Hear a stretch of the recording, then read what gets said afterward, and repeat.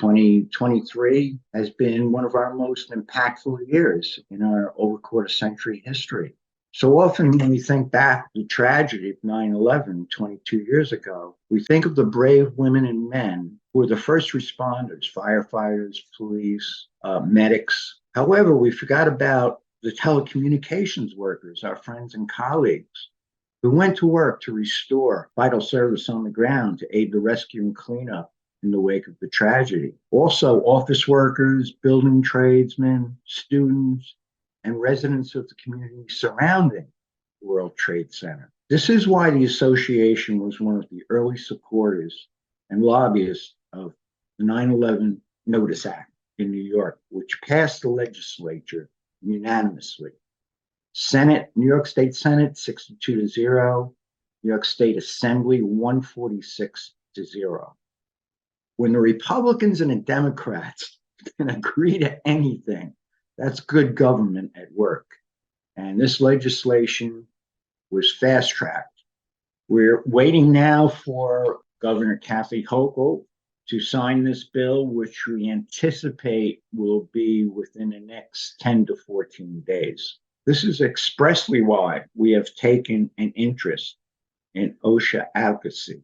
We were exposed to toxins during our working careers. I was a lineman, cable splicer. I myself was diagnosed with lead poisoning by the company, NYNEX. This is why we work closely with the Wall Street Journal for much of this year on their Lead Legacy series.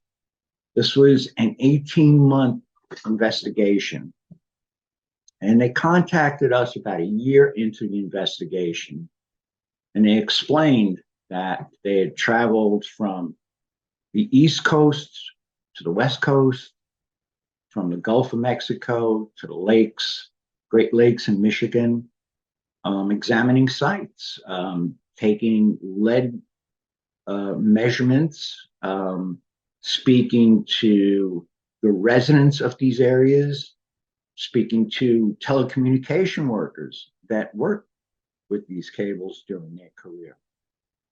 I also had an opportunity to speak in a 23-minute podcast with the reporters from the Wall Street Journal to share my experiences handling lead and what the company did in reaction, not only to my exposure, but to all of our exposures. Now, don't often immediately spotlight new board members, but we now have a board member who used to be the international executive director of the Pioneers of North America, a massive volunteer organization that many of you know.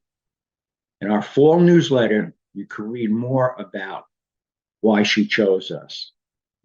Also, fellow board member Don Kaufman, who, by the way, was an administrator of the Bell Pennsylvania Pension Fund in his career, wrote a letter to the ERISA Advisory Council in advance of their meeting in July.